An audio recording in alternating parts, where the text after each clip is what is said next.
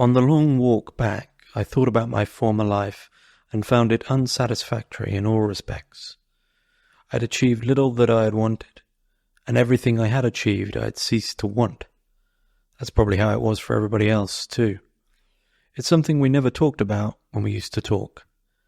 I don't think I shall have the opportunity to talk to other people about it again now, so I shall have to presume it was so. Back then, walking back into my valley, it still hadn't quite dawned on me that my former life had come to a sudden end. I knew it, that is, but only in my head, so I didn't believe it. It's only when knowledge about something slowly spreads to the whole body that you truly know. I know too that I, like every living thing, will have to die someday, but my hands, my feet and my guts still don't know it, which is why death seems so unreal. Time has passed since that June day, and gradually I am beginning to understand that I can never go back. An excerpt there from Marlen Haushofer's The Wall, or Die Wand. This is a 1963 novel by Haushofer, she was an Austrian novelist, and this English translation is by Sean Whiteside. And the translation, I believe, was initially in the 90s. So, a testament in a way to this novel is that I had two other books in planning to review, and this one got recommended to me, and like I do with all books that arrive, especially fiction, is I always like to read the first page just to see what it's going to be like, what kind of thing the journey's going to be, even just the first line. And this is one of those books that, upon reading the first page, it gripped me. I ate my dinner very quickly and then jumped back and read it in a matter of 2 days. It is absolutely sublime in its simplicity and care and tenderness and strange solitude-like feeling. It is just an absolutely, genuinely sublime book. So, The Wall, in a way, is sort of the lightest sci-fi imaginable. In fact, to call it sci-fi is completely wrong. But the plot is that an unnamed 40-year-old woman, who we never learn her name, is traveling in the Austrian mountains with some friends. They go off as she goes back to the hunting hut in the Austrian mountains, and she awakes to find that they haven't come back, which is sort of something's gone wrong, and she finds that an invisible wall separates her from the other side of the valley. Roughly put, really, as an invisible wall now separates her from the world. She is trapped in this valley. And she, of course, attempts to find out what's happened, possibly where this wall has come from, but what's happened in that outside world. And the only other person she can see, and this is really the beginning in the book of this kind of strange, ominous feeling that something's not quite right, but the sovereignty of our narrator, sovereignty and love of our narrator keeps us sort of steady. But she uses the binoculars and sees an old man who's completely frozen still on the other side of the wall. And it appears to her that we really, in a way, never have any confirmation of this. We never have any confirmation of why this has happened or what's happened on the other side of the wall.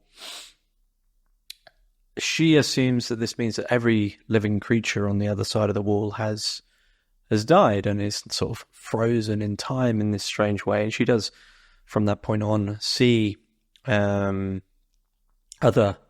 creatures the other side of the wall that have been frozen in this way. But the reason I say, so that is in a way is a fictional, like a sci-fi premise, something that you might see in Stephen King's The Stand. But the way I say it's the lightest sci-fi imaginable is because that's where the investigation into that aspect of the book actually stops.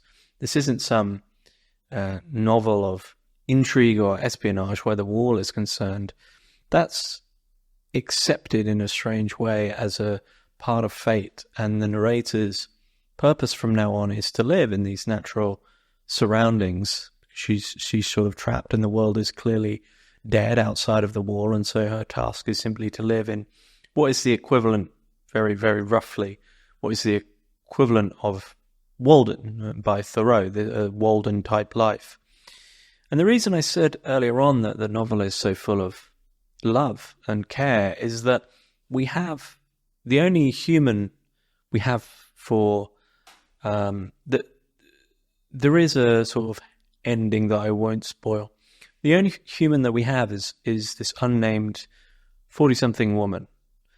And aside from this, we just have animals that Haushofer's ability as a writer has us caring for in an extremely deep way very quickly. I have a dog called Lynx, who one could really say is the second main character, who the protagonist is constantly talking to. We have a cow who initially is unnamed and then is named Bella.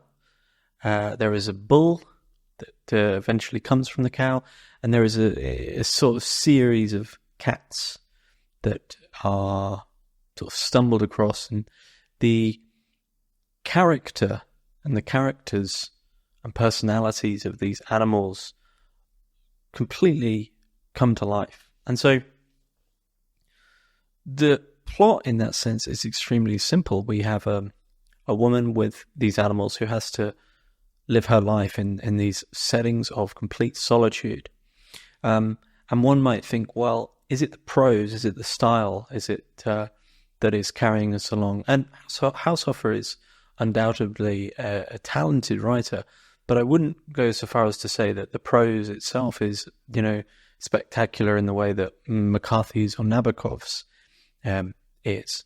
It's not to say it's bad. It's written, once again, with a sublime simplicity that doesn't seek to romanticize nature, but equally, in some strange, possibly Lovecraftian sense, doesn't seek to make nature this sort of growling beast that is out to devour and turn the narrator mad in this and some act of solitude. It's a complete middle way of a sort of honest phenomenology where nature is concerned, and the simplicity of just placing us in that setting really brings to the fore what I think the novel really is, which is an existential novel. Now, undoubtedly, absolutely undoubtedly, one could define this as a sort of anarchist, feminist book, or a earth feminist book with the sovereignty of the female protagonist. But for me, it was primarily existential in the sense that once this invisible wall that is largely just accepted is erected, the questions are one of what a human is at their core when they are stripped of a mass of things that allow us to be distracted from ourselves. And the themes that follow from that are nature, death, removal from society, stillness, love, and family. And of course, the fact that the protagonist is a woman changes the dynamic as a certain commentary on the situation itself. But the remove from society in itself implicitly brings in a multitude of moments where we are drawn into the minutiae of that which we would ignore when we are placed within society, and when we are sort of kept in society. And so instead of the ego or the self blending into society and becoming one with that, what we witness is the protagonist's self disassemble and dissipate and sort of dissipate into nature. I had grown very thin. I sometimes looked with amazement at my new appearance in Louise's dressing table mirror. As my hair had grown a great deal, I had cut it short with the nail scissors. Now it was quite flat and bleached by the sun. My face was thin and tanned, and my shoulders angular, like those of a half-grown boy. My hands, always covered with blisters and calluses, had become my most important tools. I had taken off my rings ages ago. Who would decorate their tools with gold rings? It struck me as absurd, even laughable, that I had done so before. The womanliness of my 40s had fallen from me, along with my curls, my little double chin, and my rounded hips. At the same time, I lost the awareness of being a woman. My body, more skillful than myself, had adapted itself and limited the burdens of my femininity to a minimum. I could simply forget I was a woman. Sometimes I was a child in search of strawberries, or a young man sawing wood, or, when sitting on the bench holding Pearl on my scrawny lap, watching the setting sun, I was a very old, sexless creature. Today, the peculiar charm that emanated from me back then has left me entirely. I am still scrawny, but muscular, and my face is crisscrossed with tiny wrinkles. I'm not ugly, but neither am I attractive. More like a tree than a person. A tough brown branch that needs its whole strength to survive. And so, there is some non-linearity to the structure, because what the book itself is intended to be the notes left behind from the protagonist in this zone that she's written on the only paper that she has, a sort of diary entry type thing. But it isn't structured like days or anything like that. It's free-flowing writing of her life. But that allows for some non-linearity where she's reminiscing in her notes, which also means that she's telling the story, but then occasionally jumping to the future. And it's these moments that really dig a dagger in when you begin to get attached to certain characters and certain of the animals, and realizing how much the protagonist has sunk into this world. And we see from that excerpt the beginnings of the dialogue, which is of human, animal, and nature, and what the relationship is there once the human is drawn out of modernity, drawn out of modern society or anything industrial at all. And one thing that is pronounced throughout the novel, sometimes explicitly by the protagonist, is that the human being in this situation, where you now only have this one human, you don't have any society anymore, one human, nature, and animal, is that this single human is the only thing that can really make sort of a conscious decision. It's the only thing that can make an error. It's the only thing that's artificial. And it's that artificialness that carries us against everything else. But at the same time, because of the remnants left by modern society, the human has to be there to milk the cow. And there's a great scene when the protagonist first meets Bella the cow. The first thing the protagonist does is milk the cow to its delight, because of this sort of pressure from the excess of milk that's been building in it. And there's many things like this, like feeding the dog or feeding the cats or taking care of these animals in a way that their domestication has become this sort of problem. And so the human in that sense becomes this loving, caring master, but not in the sense of a sort of a slave driver or anything like that. And so that's one element, is witnessing this previously modern human being dissipate its personality into nature and become something simple and still and different, and in a way pure, in the sense of carrying the decisions, once again, their decisions of being feminine or being whatever, are only decisions that would have been made in relation to other human beings. And so these decisions fall away very quickly, and what we're left with is an almost sort of Zen-like figure. Of course, one thing that's then pronounced is the reality of death, and how Haushofer tackles that. So 2 excerpts on that.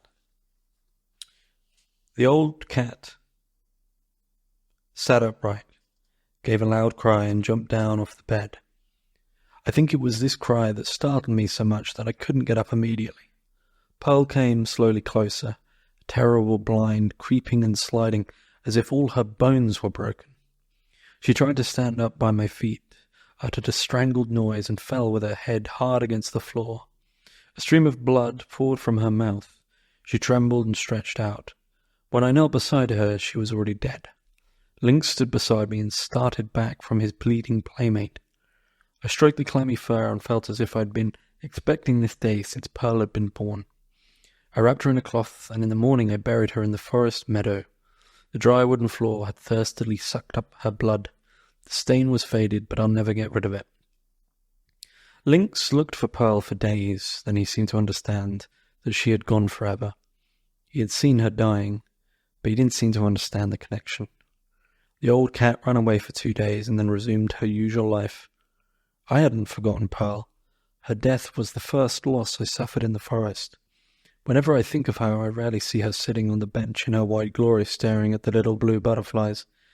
I generally see her as a pathetic, blood-stained pelt, her eyes half open, broken, her pink tongue gripped between her teeth. There's no point resisting images. They come and go, and the more I resist them, the more horrible they become. And the second excerpt on this reality.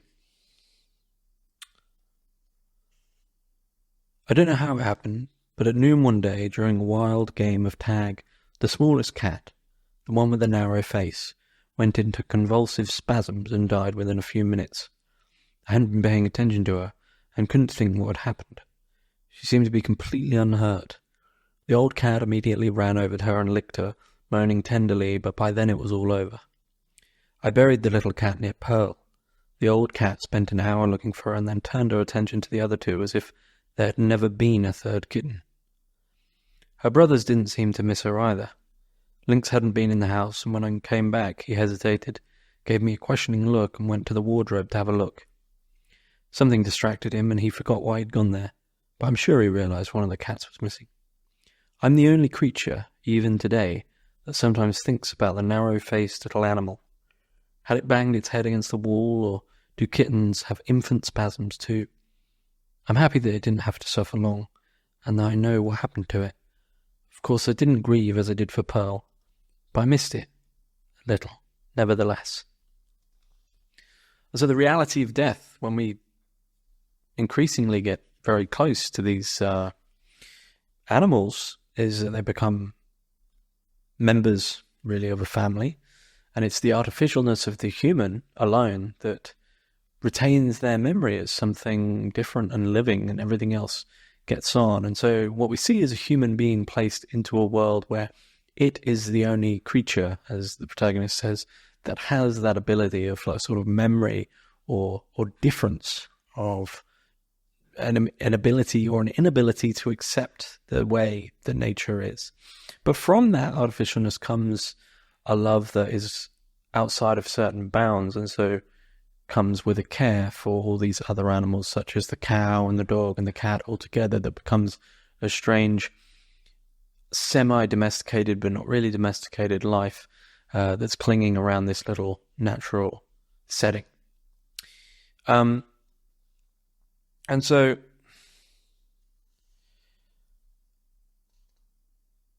that is the primary aspect, in a way, of the book, is this friction between the human in that setting and the human not wanting to let go of itself, and finding reasons to go on. The reasons to go on are usually fairly simple ones, such as the animals need to be cared for, I might as well just keep going on. But the very strange existential nature of the book is the question as to continuing on is never one to do with answers. Protagonist really very quickly is not interested as to why the wall is there or what's really happened outside. There's a couple of little very quick questionings internally in the mind of the protagonist of maybe it was a war or something like this, but they're very quick and they're not really sincere, and the protagonist moves on and accepts this situation as it is. And so the existential nature isn't to do with the inability to answer a question, because the protagonist is great at accepting when there will be no answer. She is explicit in saying, I will never have an answer to that question. And so she leaves it as best she can. And so the existential nature itself, we are given that by just watching how the human being, as the distinct and specific humanness of the human being, is placed within a setting where all of that which used to make up what a human being is has been stripped away, with only these real little remnants of things maybe found in sheds or thoughts of an old car or something. But of course, these all immediately fall away very quickly. And the routine is maybe a little bit human, but what we see is a human transformed, but not in some brutal way, not in some Nietzschean overcoming way, not in some return to animal type way. The human elements that are retained are that of talking to the animals and caring for them. And so the novel is full to the brim with a distinct maternal love. For instance, probably my favorite scene in the whole novel, for its absolute purity. I waited until the next contraction and pulled on the rope, and there was the calf, so suddenly that I had to jump forwards and catch it on my knees. I let it slide gently to the floor. The umbilical cord had already torn. I laid the little one by Bella's front legs, and she immediately started to lick it. We were both overjoyed to have managed so well. It was a bull calf, and we had brought it into the world together. Bella couldn't get enough of licking her son, and I admired the damp curls on his forehead. He was greyish-brown, like his mother, and looked as though he might turn a little darker. After only a few minutes he tried to get to his feet, and Bella looked as if she wanted to eat him up with love. Finally, when I thought he'd had enough licking, I lifted the little bull and carried him to his partition. Bella could lean over and lick his nose as much as she wanted. Then I gave her lukewarm water and fresh hay, but I knew that the birth wasn't quite over yet. I was drenched in sweat. It was midnight. I sat down on the chair and drank hot tea. As I couldn't go to sleep, I got up again and walked up and down in the byre. There's a little scene of a little lead-up of the protagonist caring and understanding that this cow is pregnant, and that ultimately she knows from her previous life experience that cows can't give birth naturally, so she has to be there for it. And then finally we have this scene of Bella, who clearly really wanted a calf, that the protagonist could understand this, giving birth to this calf, and it goes well, and it's a moment of absolute pure love. And it's from this that the protagonist is slowly developing this thing of, or this attendance to life that is not necessarily day to day, but is one of the purpose of living becomes one of care for her. The routine is based upon milking the cow, getting some milk for the dog and the cats, filling the dog's bowl with meat. And the whole novel circles and centers around a distinct natural care that isn't overly romantic, has its times of brutality, as we've seen with the death, but everything is held within a stillness and a non-hostile and non-weird liminality, a stillness where we do occasionally feel the presence of this transparent wall around us. So we're looked in by death, we're also looking out into death, and yet what is internal and what has been held up by routine and love and care and stillness is something extremely simple. And so, one final excerpt, and then I'll wrap up. This is nearer the end, but no spoilers. But if time exists only in my head, and I'm the last human being, it will end with my death. The thought cheers me. I may be in a position to murder time. The big net will tear and fall with its sad contents into oblivion. I'm owed some gratitude, but no one after my death will know I murdered time. Really, these thoughts are quite meaningless. Things happen, and like millions of people before me, I look for a meaning in them, because my vanity will not allow me to admit that the whole meaning of an event lies in the event itself. If I casually stand on a beetle, it will not see this event, tragic for the beetle, as a mysterious concatenation of universal significance. The beetle was beneath my foot at the moment when my foot fell. sense of well-being in the daylight, a short, shrill pain, and then nothing. But we're condemned to chase after a meaning that cannot exist. I don't know whether I will ever come to terms with that knowledge. It's difficult to shake off an ancient, deep-rooted megalomania. I pity animals and I pity people because they're thrown into this life without being consulted. Maybe people are more deserving of pity because they have just enough intelligence to resist the natural course of things. It has made them wicked and desperate and not very lovable. All the same, life could have been lived differently. There is no impulse more rational than love. It makes life more bearable for the lover and the loved one. We should have recognized in time that this was our only chance, our only hope for a better life. For an endless army of the dead, mankind's only chance has vanished forever. I keep thinking about that. I can't understand why we had to take the wrong path. I only know it's too late. So, she's surrounded by death, but protected from the death of that world, but it means the end of that world, and from that a lot of death. But she has lived by the principle that she's come to understand in that existential moment. That what matters there is love and care and overcoming the hatred and violence that once was. But none of this is really approached in an overtly soppy or romantic way. I mean, the author Marlen Haushofer is Austrian, so you're about to get elements of iciness and definite clarity. And it, once again, just to really emphasize that, is the simplicity. There's no pretension in the book somehow. For a book that, if you were to describe it, it's about a woman who gets trapped in the woods and becomes friends with a dog, a cat, and a cow, and sort of in a way learns some purpose of what it is to exist without attending to explicit meanings. It might sound a bit soppy in a way, but there's nothing like that there. And if anything, it's a novel of equanimity. It's a novel that is of an equilibrium, of a balance, and it manages to find it at all points. And I will say probably the only other novel where one cares for a fictional creature as much would be Flowers for Algernon. But here, within 20, 30 pages, one absolutely falls and cares deeply about the lives and future of 2 or 3 fictional animals.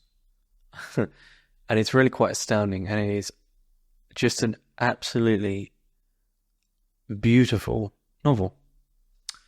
That's all I really have to say, I think. I believe that there is other translations by Haushofer that aren't at the moment as accessible, but quick search shows that there might be a little renaissance soon, because there's some being released next year from, I think, New Directions, and another one maybe this is Vintage Earth series, which looks very interesting. But it's now autumn in the UK with lots of rain and browning leaves falling, and if there's a time to read The Wall by Marlen Haushofer, it is on a rainy autumn evening, and especially if you have an open fire. So that is my little thoughts and review of The Wall by Marlen Haushofer. Thanks very much for listening.